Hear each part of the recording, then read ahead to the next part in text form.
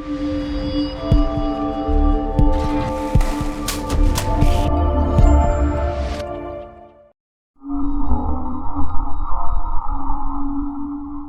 1979, during one of the worst years for homicide in Atlanta, then known as the murder capital of the United States, children's bodies began to be discovered around the city, and they realized they were in the midst of a child serial killer. The case, which became known as the Atlanta child murders, still to this day haunts the city because no one has ever been tried and convicted of a single one of those killings. The only individual, Wayne Williams, was convicted of 2 adult murders and believed to be connected to the homicides. Those cases are being reopened as evidence is reexamined in the hopes that they'll be able to finally discover if Wayne Williams was responsible for those murders or another individual has been free all these years. So we are talking tonight, about the Atlanta child murders. Apparently there have been some updates and some stuff that's occurred. Before we start, if you don't mind, Nick, I'd like to do 2 things. I don't want to treat this as one of those, crime broadcasts where it's like, oh, we're going to reveal the mystery as it comes in. I think a lot of people kind of already know a bit about this. They're going to learn some stuff tonight, but they know a bit about it. So I just want to put it in context of 2 things. The first is, I don't know if a lot of people understand how criminal trials work, which will explain a lot of what happened and why it happened in a way. When you go to criminal trial, it is beyond a reasonable doubt is the standard. That means 95% sure, a reasonable doubt, not all doubt. Can't wipe out everything. It's a reasonable doubt. And one of the things that brings about reasonable doubt is if the police arrest and charge someone. This is it. All the evidence points to this one individual. We're going to arrest him. We're going to charge him with the crime. And then turn around and say, oh, there's another person, and they're more likely to have done it. So we're going to arrest that second person, and we're going to charge them with the crime. That can be brought forward by a defense attorney to create reasonable doubt. Well, you, the police themselves, didn't think, you thought this one person did it, now you thought this other person does it. And who actually do you think did it? And then a jury can create reasonable doubt. Well, do the police truly know, who did it or where the evidence points? It's another situation where you have 2 people who are in a room. One of them pulled the trigger. You're not sure who, and they're both pointing at each other. Like, no, I didn't do it. The other guy did it. So reasonable doubt is created in a number of different ways by defense attorneys. They can bring in evidence, they can bring in situations, they can bring in other arrests. That is truly the job of a defense attorney. And that explains why you have a situation here where someone was caught, evidence was presented, and they were charged. And the guy who got convicted was actually convicted of the 2 adult murders. No one has ever been convicted. There's been no trial on the murders of the children. There's never been brought anyone to justice with regard to the children. It was just the 2 adults that were killed that he was convicted on. And there's a lot of evidence that sits in the background that we're going to talk a bit about the fact that there were, first of all, I think it's very clear to everyone, and one of the things we can discuss is that there's more than one murderer here. There is no doubt that there was more than one person at work. And say there is some doubt, but okay. I can. Well, again, some of the evidence that comes up and some of the stuff they talked about, because they talked about, for instance, the Ku Klux Klan admission. That one of the guys was saying that I did it, and there was another gentleman at a laundromat who was ID'd as being with one of the children, and that was let go for a couple of reasons we'll discuss. But there's a total of actually 68 murders. And why some are on the list and why some aren't on the list and why they're included, that's probably an entire show. You could discuss all that. So there is without doubt more than one murderer that was going on, even if it's just unrelated to these particular cases. But the problem is if you turn around and start bringing that forward, that becomes a defense at trial. Well, is he truly the one that you were looking at, and why, and what can happen? That's why there's been a lot of complaints, and over the time they've been demands for retrial on the guy that was convicted because, there's all this other evidence, or the police were looking here, or the police were looking there. Well, again, one of the driving forces is you want to be very careful with the evidence you gather, and you want to be very careful with what you charge, because once you've charged, if you mistakenly charge, that's now an active defense for the person who goes to trial. So that's one. I want to make sure we all understand that, because one of the things that gets discussed is why. And so to kind of frame that up first. The other thing is, in actually reading about and doing some investigation and other stuff on my part, is I think we can all understand this is an urban inner city impoverished environment. But there was also a pedophile ring that was going on. There was an acknowledged group of pedophiles that were buying and renting children in this area. And then along with that, you also have the regular urban stuff that's going on, which is drug dealing and other things that people do to get by, to make money. And it begins to explain why there weren't a lot of folks that were willing to talk. So, and there's also a mistrust of the police in the community. So you have a ton of illegal, layers of illegal activity going on, a lot of stuff interconnected. You have police that are disconnected, don't care. You have police that care an enormous amount and want to solve. It was just chaos. And that's kind of the stage I want to set before we get into it. Because when you watch a lot of these programs that talk about it, they seem very clear cut and clean. Oh, this was just a regular neighborhood that was going, and there was not much going on until this disappearance. And in fact, no, it wasn't a regular neighborhood. It was an area that was very much alive and very much containing a lot of illegal activity that was going on. And it's not just as simple as a child disappeared. There was a ton going on. Which explains a lot of stuff. But so the stage set with that kind of where we were at and what was happening in general at that time. Nick, give us some facts. Tell us what you found out. The first thing that jumped out at me in looking over the materials that I saw, I've seen a couple of documentaries, I've read a couple of books going back years on this, because this is really this case was a coming out of two very distinct and for law enforcement generally welcome, also for public defense generally welcome patterns of thought and basis of investigation. Namely, one, this was a coming out for the kind of what they would call today serial killer profile. Yep. That was a major part of this, and it got tested, and it by and large succeeded. Yes. The other thing is, this was a coming out, again, note the year, 1980, 81, 82, right in that period. Yep. That's a coming out. That was also a coming out for forensic evidence yep. that tied people, specifically hair and fiber analysis. Yep. Fiber being from a very famous green carpet that the primary suspect had in his house. What made this particular green carpet stand out was that its maker was a 10-year-old carpet, and its maker was discontinued.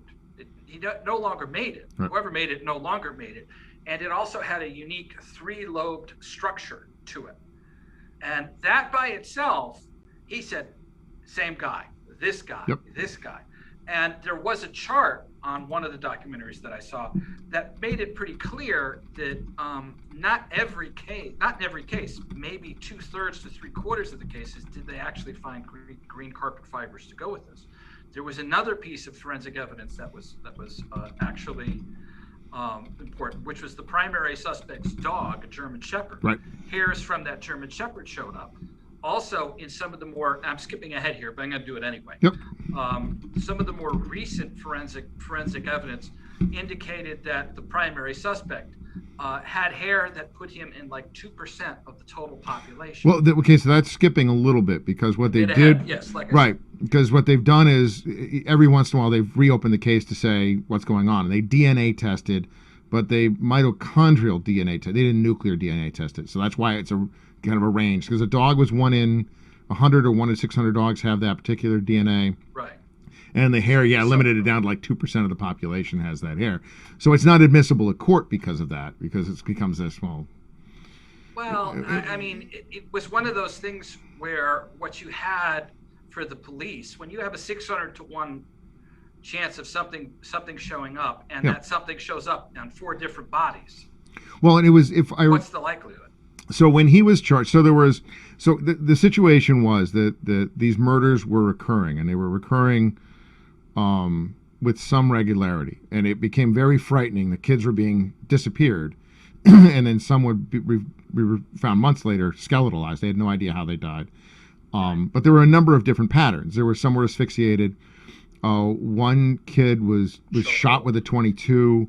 One girl was tied to a tree and knifed, and that's, I think, where you start getting into the different suspects potentially.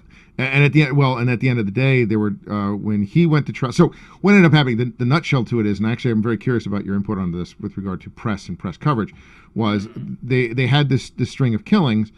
And the public was getting very, very upset because it didn't seem as if things were going on. There was actually, in the documentary, 2 documentaries I've seen, both discuss the fact that there was pushback.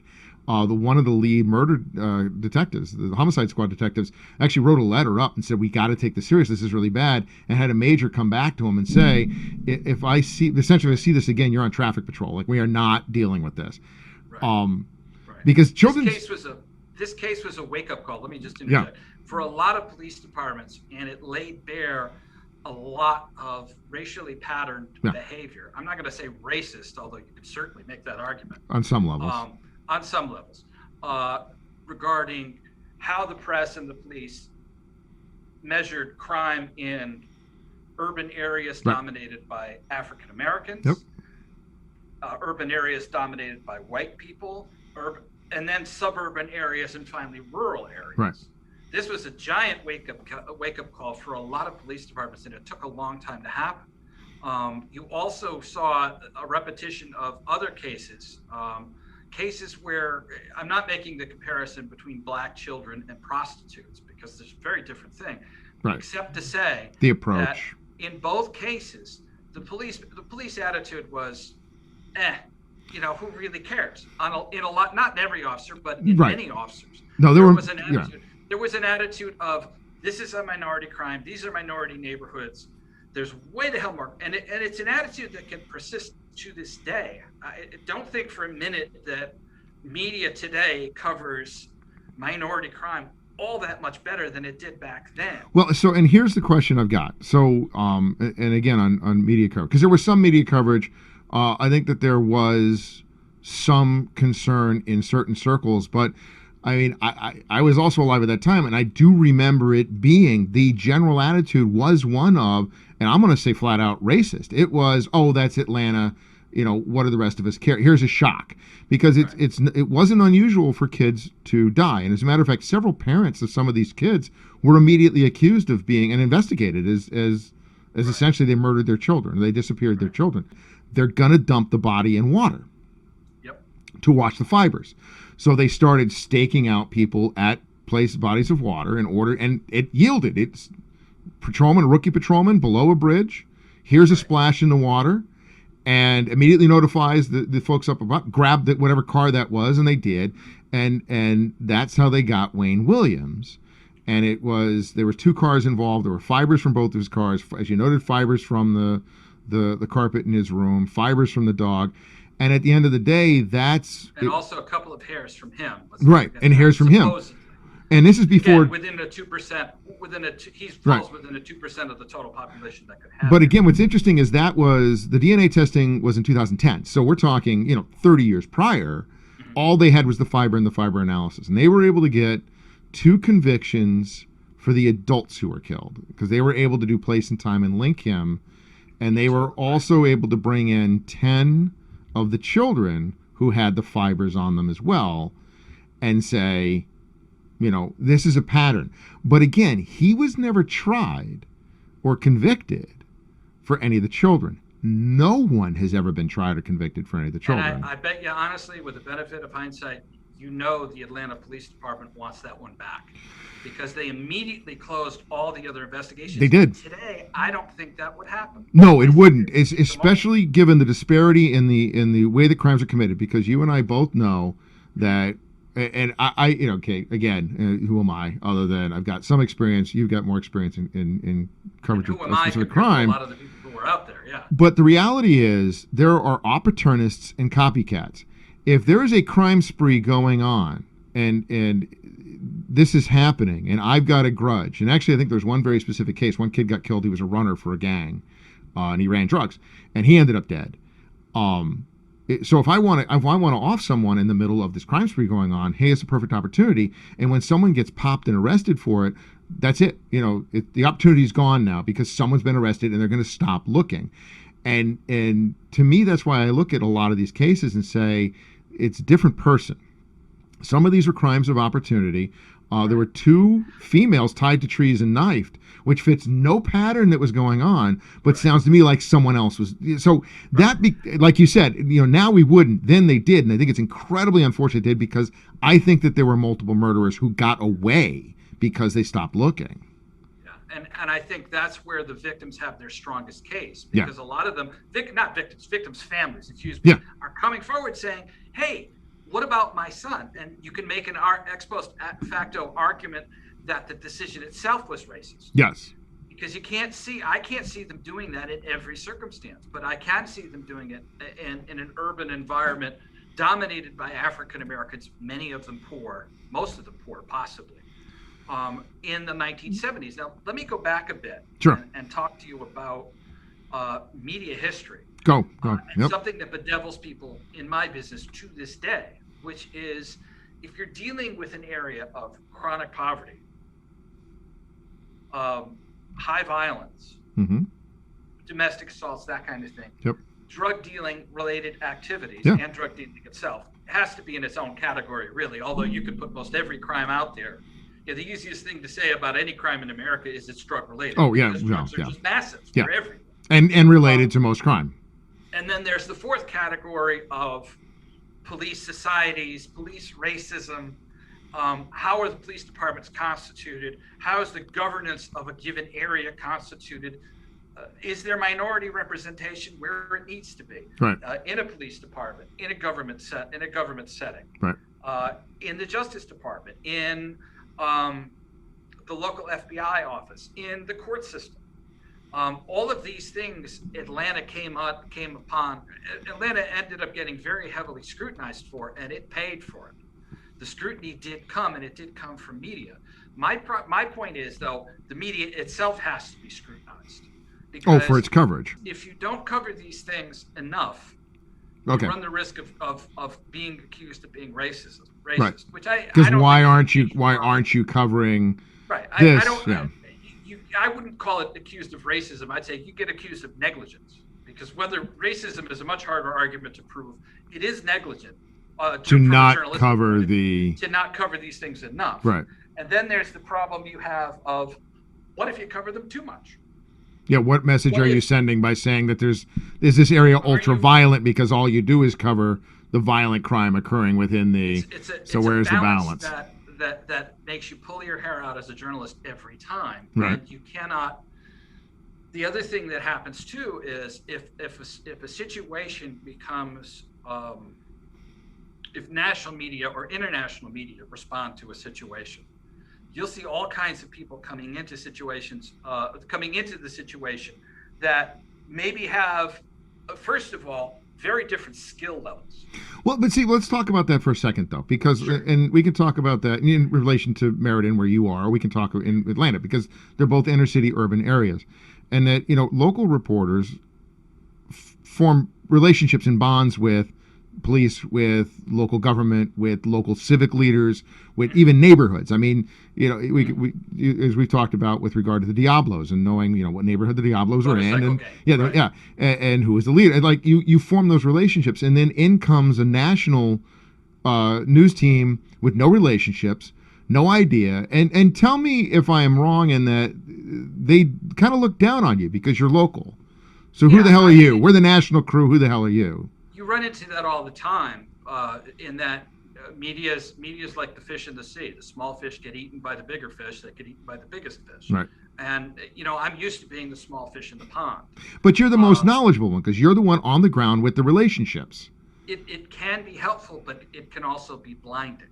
The same information ends up coming out, and those boundaries tend to fall pretty quickly, unless you have what happened in Atlanta. So I was going to say, so bringing it back to Atlanta, and I guess this is why at the top of it, I brought up the fact that these were neighborhoods that were dealing with a lot of different elements that then came out throughout all of this.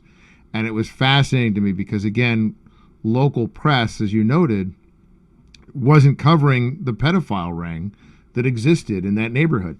And it came out partly because when you start doing investigations. There was one gentleman who lived above a laundromat who was accused by a child of having accompanied one of the kids who was then the next day found dead. And the police interviewed the kid, the police interviewed the guy, and they ended up not going forward on that information because they felt that the child who had witnessed it was, in their terms, retarded and was not going to be able to, didn't have the mental acuity in order to be relied on. So, of course, they're thinking, if I take this to court and I put this kid on a witness stand to testify what he had seen, defense is going to eat him alive. There is no way this kid's testimony solely is going to be able to support it. And then you run into the second problem of now you're giving an alibi to the person you think did it. Right, and again, that goes back again to the first point, which is all you need to, you're going to build your evidence, you're going to carefully build your evidence, and you're going to bring through deductive reasoning, hopefully, and you're going to bring the person you felt did it.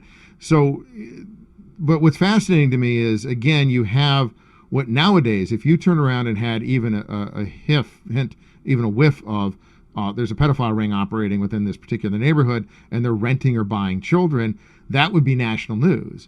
But at the time, I don't know if it's that it just wasn't talked about or if, press and police were just not investigating it.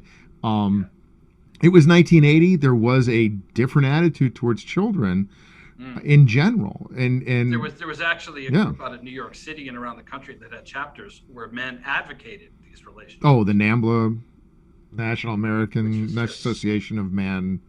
Yeah. Boy, love us. I can't. Yeah. North American. Yeah. Anyways. Yeah. Pedophilia is not the kind of thing that people want to have anything to do with. No. Well. Yeah. Anybody. No. Well. So. No. If that makes me sound like I'm apologizing for the Klan, fine, so be it. But so here's the only. I never thought that was a very reasonable theory. So here's the response I have to that, which is, you were living in Meriden. You were a kid in Meriden in 1980, 81. No, Ansonia, but Ansonia. I mean, you were in that area. That's true, because that's where you're right. Central Connecticut. I was living in Baton Rouge, Louisiana at that time, 1982, 1983. And I'll tell you, it wouldn't surprise me slightly if the Klan was involved. Having lived deep south, having seen kind of what goes on, because the rumor was they wanted to start a race war. They were looking to start a race war. My question and concern, again, knowing that the way the FBI has been involved in investigations over the decades, the type of investigations they've been doing, what's happened, they take that stuff very, very seriously. I think if there was any direct evidence that the Klan had been involved, the FBI would have taken them. That would have been over. They would absolutely would have gone after them. There is no doubt in my mind. But it does. But all that says to me is that means that they didn't have enough evidence. Right. You know what I'm saying? Given the way that this investigation started so slowly and so backward. Yeah. I mean, 7 or 8 murders were in the books, and many more had disappeared who hadn't shown up yet, who hadn't, bodies hadn't been found yet. Right. So that there was, the Atlanta police were, with the benefit of hindsight and at the present moment, inexcusably slow to get on track with this. And I think if there's one thing that's improved over the last 30, 40 years or so, it's that now police are much more aware of such tools as pattern recognition through computer usage. Yep. They are much more aware of the idea that there are people out there preying on people. The FBI came in and did some really good work because, as I said, this was the coming out of their whole profiling unit. Yes. They came in originally. A lot of people thought it would be a white person. Well, they had 2 profiles. Mm-hmm. I mean, the profiling unit itself had 2 profiles that prior to that point in time, falsely, because you can go through and find all kinds of examples, but it was falsely believed that only whites were serial killers. There was no example of a black serial killer, and that was dead wrong. Yeah. Even at that point in time was dead wrong. But so there were some preconceptions that were going in, and it was very slow police work. Because everyone is saying, oh my God, these child disappeared. How do you not immediately jump up and begin? Or a child died. How do you not immediately jump up and begin? It's because children die frequently. Children disappear frequently, and it's usually the parent that's involved. There's one that just occurred.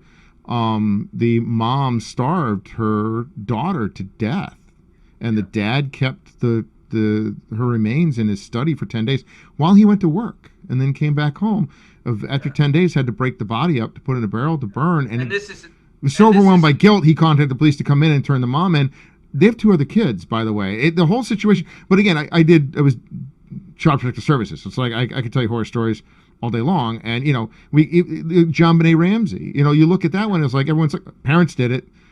You look at Casey Anthony. Oh yeah, parents did it. The poor kid that disappeared in, I believe it was Spain, with the English parents. The immediate the thought is, parents did it.